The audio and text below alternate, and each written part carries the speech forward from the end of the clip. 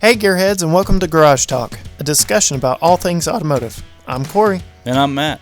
And each week this podcast will serve as a catalyst for discussion on all sorts of topics that grind our gears, excite us, or just need an extra bit of conversation. In today's episode, we're going to dive into something that I've always thought was standard practice, but I'm finding how maybe not so much. And that's, should we name our cars?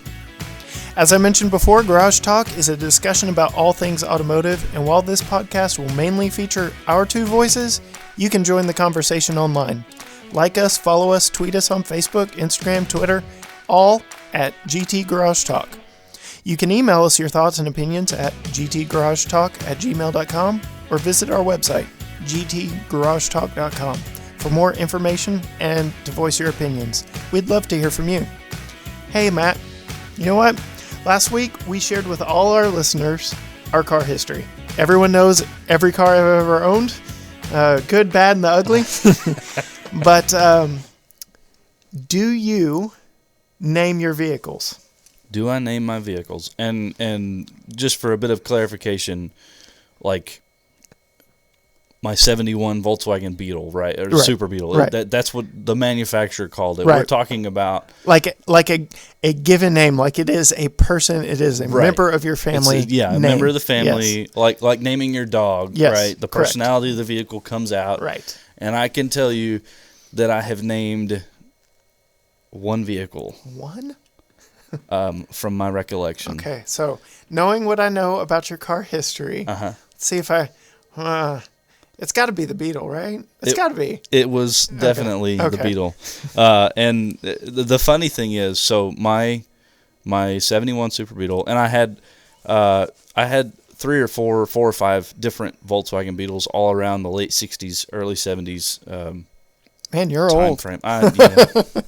No, the cars were that Okay. old. Okay. Yeah, no. Now I follow. So, but that first one, that 71 Super Beetle, bright orange was what we ended up painting it, and I approve of the color choice. by it the was way. Yeah. beautiful. I was leaning towards purple at first, which I think would have done okay Yeah, on that yeah. car. But the orange really just it set that car out. It made it stand out in a Yeah. crowd for sure. If any of y'all have followed our blog post or Facebook, Instagram, Twitter, all that, you know how much of a fan I am of color. So I agree with both of those choices. They would have worked out perfectly. Yeah, absolutely.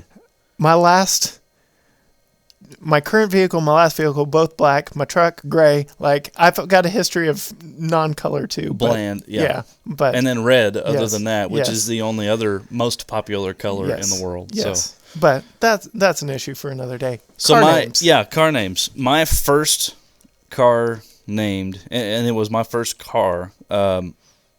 It I actually found out later that the name that I named my first car was the name that my wife named her first car, Oh, really? and that was Tallulah. My 1971 Volkswagen Super Beetle in bright orange Because such a common name too. Right. Yeah. was named Tallulah. Yes. Interesting. I don't remember how the name came about, but it stuck. When it happened, that's what it was. So, what about you? What have you named everything you've ever owned? I've named everything I've ever owned, and we'll get into the conundrum that I currently find myself in. But yes, everything I've ever owned. So y'all know I started off with a 1991 Cadillac Eldorado, maroon inside, maroon outside. I think it started off as a joke, but me and my friends were really big into the TV show Friends at the time, and Joey named his recliner Rosita. And so for some reason, So naturally, I named my very first car Rosita, and it just kind of stuck. it fits. I mean, it was rosy, yeah. red. Oh, yeah. Yeah. So Yeah. that car was referred to in many different things. We're in Texas. The Aggies are huge down here. It was the Aggie Caddy, but Rosita was her name. And so from Rosita, after all her heartaches and troubles she caused me. Heartaches literally bleeding out. Yes, from down the driveway. street, miles of transmission fluid. And that smell is like ingrained in my nose and in my brain. It does not go away. Yeah, especially like in a controlled environment is one thing, but when it's literally bleeding down the street, that's carnage. Carnage is what that was. Anyway, so my Grand Am GT, I cannot emphasize that enough. I got the sporty GT one. No matter 4-door, 2-door. I liked GT. my wheels better. Yes. Well, mine were like the chrome Hurricane look 5-spoke. Exactly. I liked my wheels better. Okay. She was Angelina. You can draw what assumptions you will from where I derived said name, being a young male, but she was Angelina. Yeah. And white Grand Am GT, had fun with her, but Angelina. The next one I was very particular about, and will be when and if I ever get a truck again. I've already got her name picked out, but is that even legal? Like, you've not even got the next one yet. Yeah, but I've got her name picked. Okay. You figure out your kids' names before they're born, right? Well, that's true. That's true. Yeah. So, fair enough. My 2007 Chevy Silverado Texas Edition, I'd gotten into country music by this point in my life, and I realized in Texas Edition truck, America, she had to have like a country name. Right. So, Sarah Jo. Sarah Jo. One and only. Yes. Sarah Jo. She had to have two names. It had to be like good old Southern country. Absolutely. Sarah Jo. And it was Sarah, no H. Sara Jo. And 2 words, like not Sarah Jo. It was Sarah Jo. I loved her. And I gave her the most bling out of any of my vehicles. Oh, she was a beautiful truck. Yeah. And I had the most expendable income at the time too. So but I took care of Sarah, and she took care of me. Absolutely. And we had some good adventures together, and I'm sure we will dive into those in the near future. But after Sarah Jo, traded her in for fuel efficient, and like I said, she was a maroon-ish red. Kind of like she was fuel efficient-ish. Yes. But my 2011 Equinox was scarlet, and very similar way in which I derived that name. It was red car. Yeah. And the Avengers might have had something to do with maybe. that. It's a very good possibility. Yeah. But yes, so scarlet after that. And so this one tops the cake with you getting on to me for picking out names before I even had the vehicle.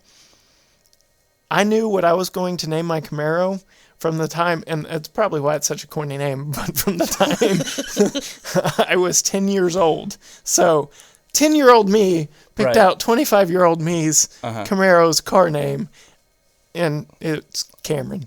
It was Camaro with an N on the end. And found out from some friends who commented on the fact that I put that out there on social media that apparently it's very close to the word for shrimp in Spanish or something. Interesting. Yeah, but my most creative name ever there, though, Cameron. Yeah. So in the same way that young girls grow up dreaming about their wedding and planning out every detail. Yes.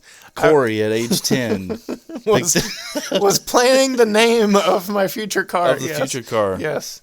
I even bought a keychain, a Camaro branded keychain.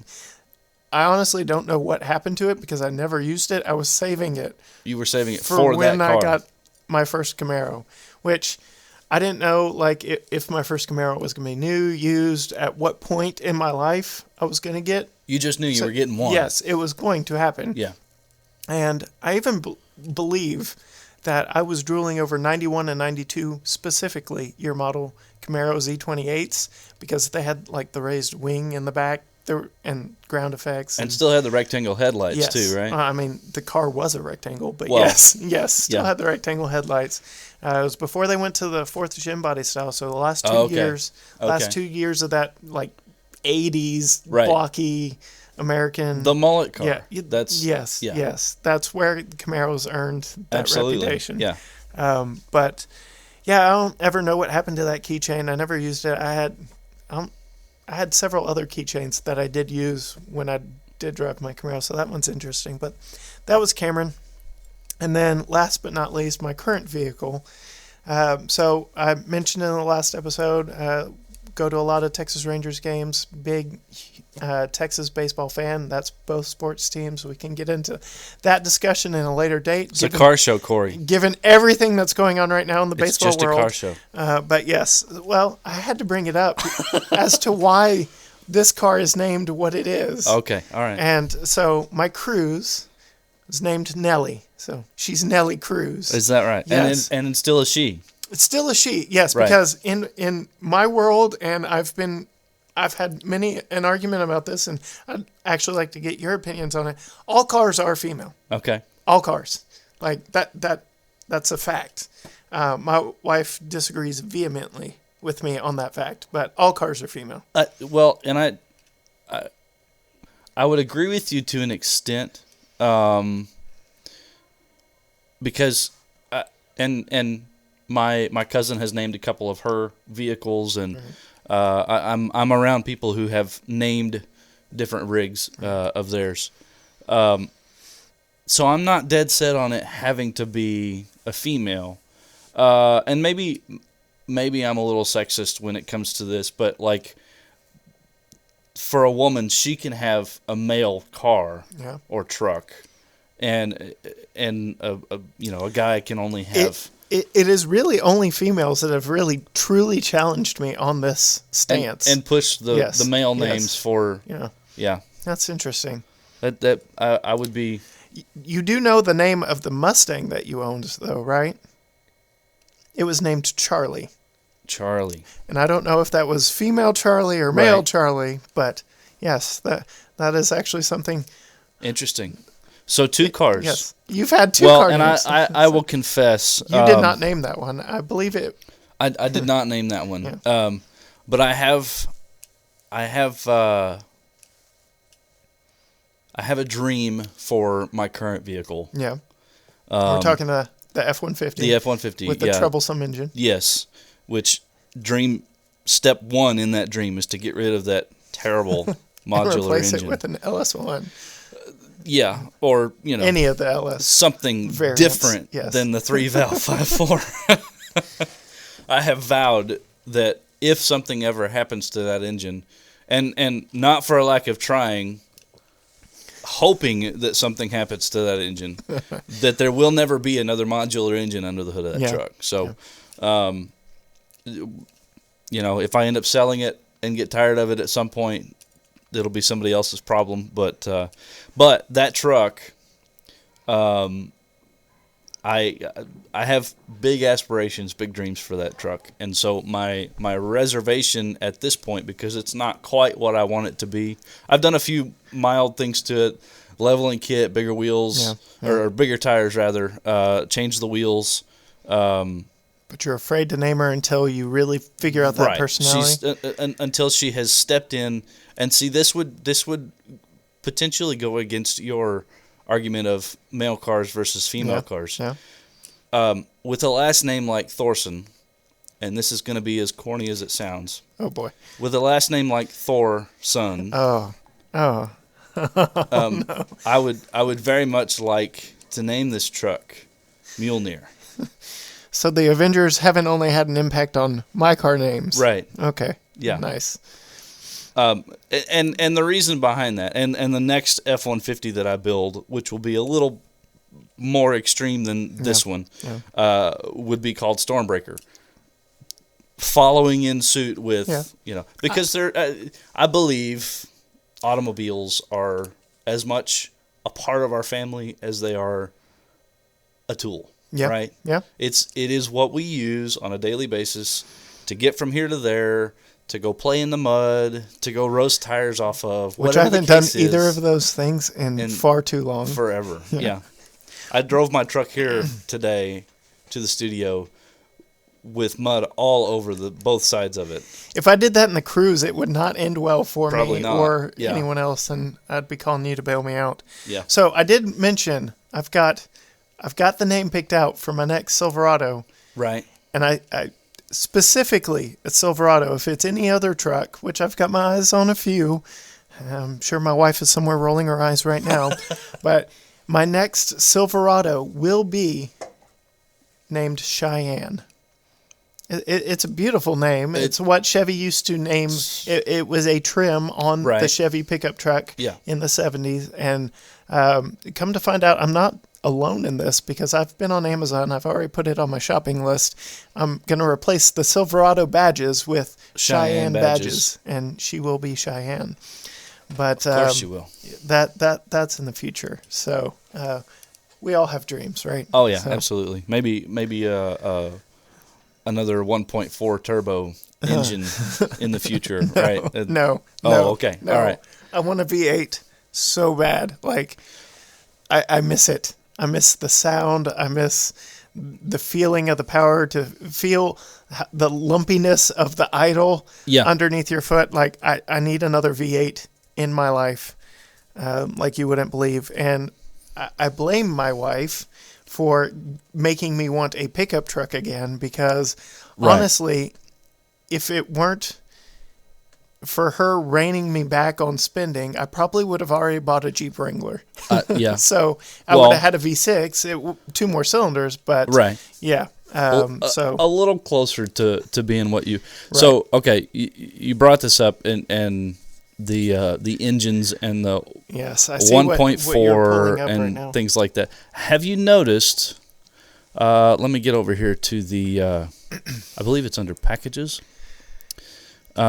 On the new Silverados, have you noticed it's not under packages? I should have done this before we. There it is. Okay, yeah. You have to pick the engine when you pick the trim. Right. So on the WT trim, right? They have the 4.3 Ecotec V6, which is almost older than me. Right. It probably is. It very well may be. It's an LS engine missing 2 cylinders. Yes. And then they have the classic 5.3 Ecotec, which is what I had in Sarah Jo. Right. She had 5.3. Right. So. All right. So after the name of the 4.3 Ecotec 3 V6 engine, 5.3 liter Ecotec 3 V8 engine. Right. And then there's this new engine that GM has decided to put in their pickups this year. So you're going on a real big tangent here. No, it's really not the new 3-liter Duramax turbo diesel inline 6 engine. No, it couldn't be that one. No. It's the omission in this next statement that just makes me laugh, right? At least with Ford, when they say 4-cylinder, they're owning the fact that it has a 4-cylinder in it. GM can't bring themselves to do that.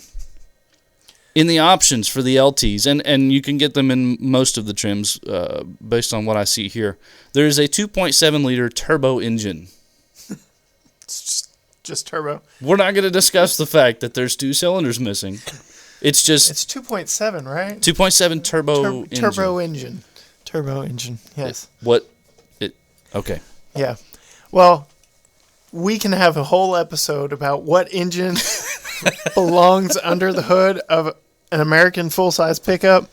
And as great as that diesel may be, it's got to be a V8.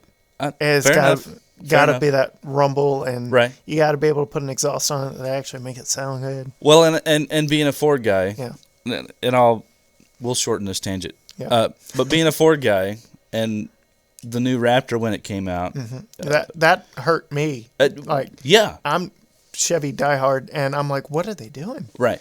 Yeah. I mean, the numbers don't lie, right? Yeah. 500 plus foot-pounds of torque out of a V6.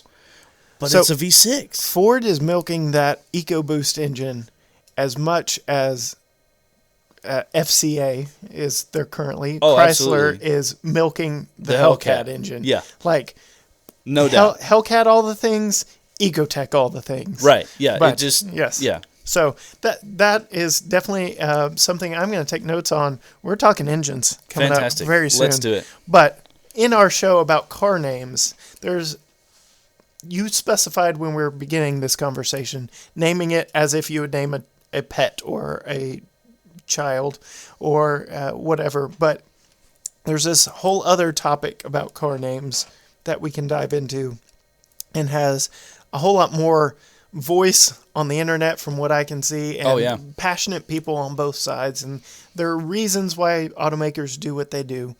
but that is the actual name that the manufacturer names a vehicle.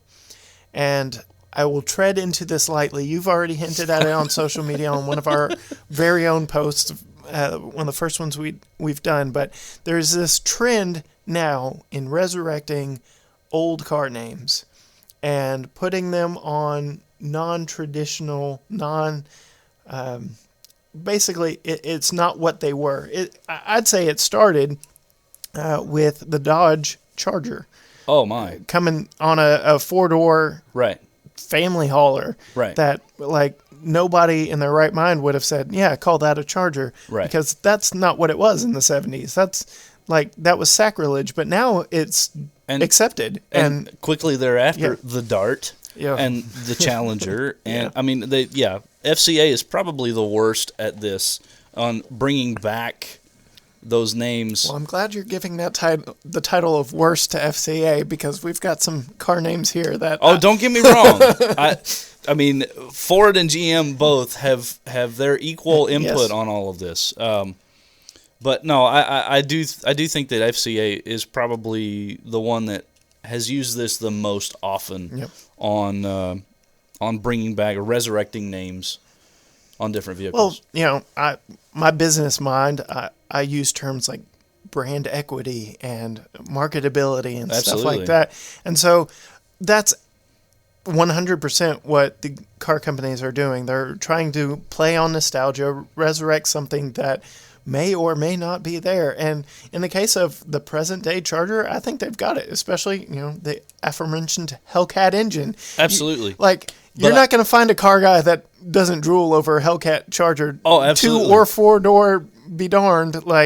We're taking that car. Absolutely. 9 times out of 10. No, but I will say, just a week or two ago, I actually had somebody bring up, again, with the Charger being almost 15 years old now, the fact that the Charger was never a 4-door car. Yeah.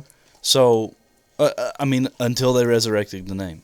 And I've heard the arguments, bring the Charger back and do a 2-door version and a 4-door version, like what the Monte Carlo and the Impala. Right. When they brought those cars out, when they would redesign them, there were still 2-door and 4-door versions of those cars. I don't know if that would be. I'm just glad, as, again, the Camaro lover and enthusiast of the two of us, that when said car died and was resurrected, that it came back truer to form than when it left. It was more a Camaro when it came back than when it left. Yeah, I would agree with that. The EPA anemicness of the early 90s, definitely choked those down. So, but we've got a list of car names here that I'm just going to run by you, and our awesome listeners cannot see the cringing on your face as I say these names, but I'm sure there's going to be a lot of conversation behind them. I'm going to ease into it. Oh boy. With one of the more recent entries into this. It's not an old name to begin with, and you can't even currently buy a brand new one because they're still working out the kinks of it. But the Chevy Trailblazer. I'm shaking my head. I have to remember this is all audio. I'm shaking my head. Yeah. There's a Trailblazer in your family's history. There is. Yeah, my dad had a Trailblazer, but I think there's a big distinction between a Trailblazer and a Blazer, right? When I think Blazer, I think 1970s K5. Oh my gosh, yes. Full size frame body vehicle, on frame, right? Solid V8. Axles, big V8, all the wonderful America feels, right? That's actually the next thing on my list is Chevy Blazer. Yeah. Well, and see, we can dive into both of them. When they came out with the Trailblazer, the Blazer itself got smaller as time went on. Yes. The 90s was not kind. It was not kind at all.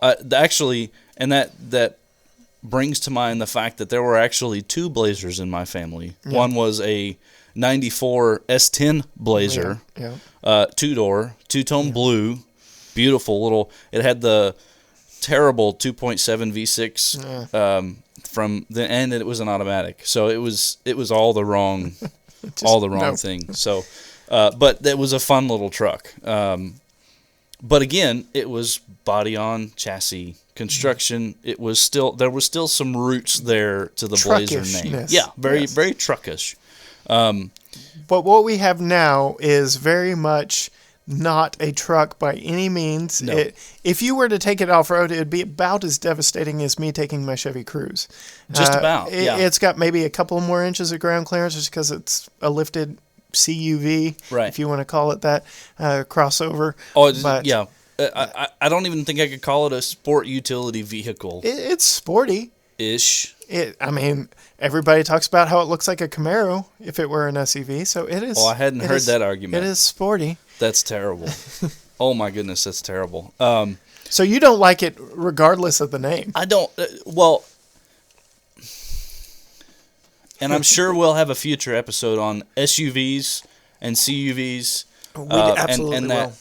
That whole segment of what the auto manufacturers are doing moving forward. But to put the biggest argument that I have, or the biggest complaint that I have against using the Blazer name on that vehicle, is that it does not carry over any of the nostalgia. You are 100% from the Blazer of what it was. Right. Now it's a grocery getting, like, 4-cylinder powered leftover. It's pitiful. You get a V6 in the top trims. If you get the RS, a sporty, Rally Sport, right? It comes with a V6. Yeah, Rally Sport. What's the Rally Sport badge come on also? Like everything, Chevy Cruze. Right. I mean, you could get it on lots of things. All the cars, right? Yeah. Which further solidifies my opinion that it should not be called a Blazer. I agree with you that it should not be called a Blazer, but I could see myself purchasing that vehicle for what it is. But yes, I agree wholeheartedly. Me and a mutual friend of ours were actually dreaming of buying a K5 Blazer and fixing it up, and it was going to be completely covered in rhino lighting so you could hose it down and just be done with it. Absolutely. So yes, K5 Blazer all the way. When I found out GM was resurrecting the name on what we got, I was vastly disappointed. Will it stop me from ever buying one? No, but the price tag might. Yeah, the price point is kind of rough. And we're definitely going to have to dive into car prices and how insane they have gotten. And like I said, my last 4 vehicles have all been brand new. It's this nasty habit I got into, but that Jeep has kind of swayed me away. Yeah. The deal I found on that. So, car names, yes. We've got a few others that I've jotted down here that probably have a better history connotation going with them that I don't think you would disagree with quite as much. Okay. That Lincoln Aviator. Okay. What are your thoughts on, again, not a relatively long name in the grand scheme of things. It was a rebadged Ford Explorer back in the days when Ford Explorers were body-on-frame SUVs, and now they're both not. And what are your thoughts on the Aviator name to go with Big Brother Navigator? I don't have so much of a problem with that one, purely from the nostalgia standpoint. I'm sure on your list somewhere is the Bronco. Yes, that's my next one.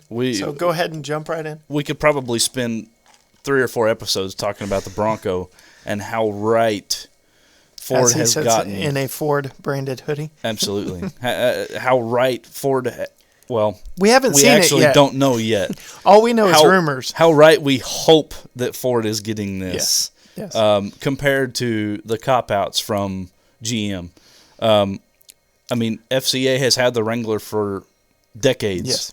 And it is a proper off-road vehicle. That's what it's designed to do. It's unapologetic about what it is, who it is, and they have carried that nostalgia through for decades, right? There has been this talk about going to an independent suspension on the Wrangler. I think you ruin it. Oh my gosh, that would be the death of the Wrangler. Because yes, probably close to 80% of the Wranglers that are on the road. 95. You've got that very passionate group. But they only ever stay on the road, and probably most of those never see the 4-wheel drive ever engaged. Right. But without that a is doubt. a brand that has such a loyal following, and we will get into car followings and car fandoms in a future episode. But the Wrangler is so iconic, and to your point about Ford bringing back this Bronco name, there is so much riding on that name. That oh my goodness. They saw what Chevy did with the Blazer and said, yeah, not us. Yeah. Now, I don't know timelines of when Chevy said we're sticking a Blazer name on this CUV versus Ford saying we're bringing back the Bronco. I don't know all that. It was a mistake for GM regardless of when they decided to do it. But that's true. But it'll be very interesting to see what we finally get when everything is lifted off and we get to see the actual Ford Bronco. I'm terribly hopeful. I follow 2 or 3 different groups on YouTube and Facebook and things like that are constantly posting spy photos and discussions about the suspension and things like that are underneath it. And so far, I have not been disappointed. Yeah. We'll cross our fingers and hope for the best. Now, for me, you bring up the K5 Blazer in relation to the Blazer, and I know that the Bronco name has had many iterations over its life, but when I think Ford Bronco, I think 1994 O.J. Simpson Ford Bronco, right? And that's not what this new one is. No, it's like the international scout competition of the day, right? Yeah, I mean it has gotten So what I've seen on the Bronco so far, there are between 5 and 6 iterations of what the Bronco name, what the Bronco badge is going to be put on these different vehicles. A 2-door version, a 4-door version. And then the baby Bronco. A baby Bronco. A pickup Bronco, which I think could be an incredible direct competitor with the Gladiator. At a much lower price point. Yeah, and the Gladiator, that's an episode all in itself. The rise and fall of Jeep's Gladiator. Oh my goodness, yes. But the 5th iteration that I've heard rumors about is actually a full-size Bronco. Interesting. And I'm anxious to see what happens. I know my boss is anxious to see the full size because anytime I talk with him about the Bronco, he says, "Nope, don't talk to me until there's a full size. Don't talk to me until there's a full size." So we'll see. We'll see what happens. All right, this one, I'm really coming at you hard now. Yeah. In your Ford hoodie, Mustang Mach-E. Okay, so for those of you who don't know what a Mustang Mach-E is, first of all, the Ford Mustang has been a 2-door sports car since 1964. The Ford Mustang Mach-E is a 4-door crossover all-electric vehicle. Yes. Your thoughts? I think if I buy one, I'm just going to pull the Mustang part of it off. Why not just call it the Mach-E? Well, why throw the Mustang into this? Because that Ford has gotten nothing but flack. Oh yeah, since absolutely. Revealing the name of this vehicle. Absolutely, and here again, I've watched plenty of videos about the Mach-E. I've heard a lot of good about what it is. Like the Blazer, you take the name off of it and just look at what it is. Yeah. And it's not a bad thing, right? But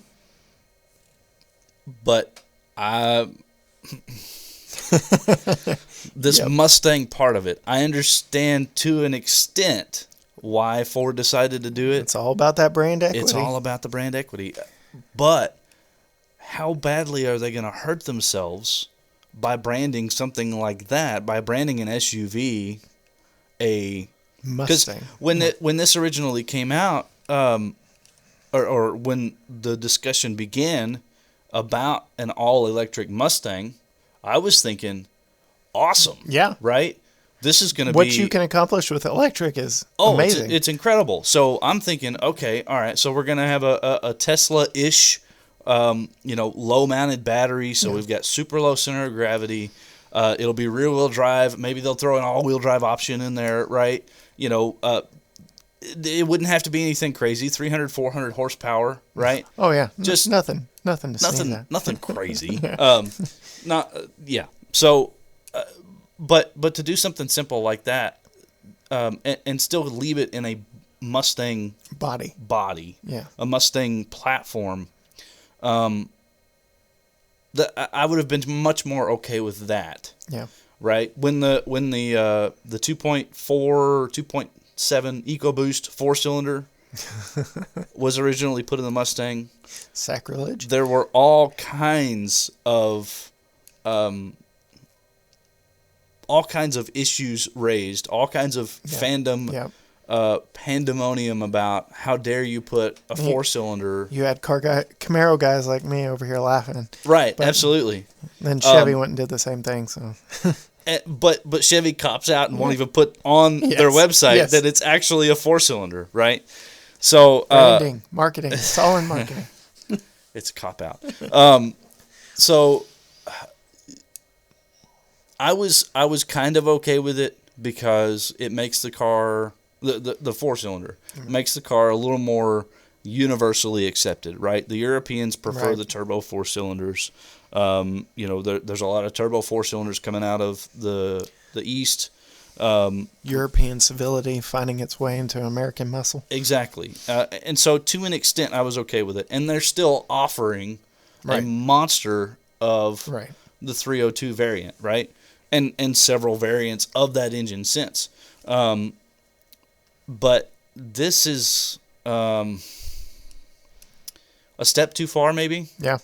For the Mustang brand. I wonder if they aren't going to realize the error of their ways before they actually roll them into production and just, like you said, drop the Mustang part and just call pull it the Mustang off. Call it the Mach-E. Yeah. My dad and I have had the same argument. I was sharing a video with him about it, and he said, "What? Why would you? No, I mean, because they don't share anything in common, nope. Except the Mustang logo, except the Mustang, and they've got a few design elements, but then again, so does the Blazer, current Blazer, and the Camaro. So yeah, definitely an undeserved name there. Yeah. The last one on my list, and then we can dive into any you might have. We've had some discussion on our blogs and social media about this particular one, the resurrection of Hummer. It is not coming back as the diesel army vehicle of yesteryear that spawned many variants, but rather an all-electric sub-brand of GMC.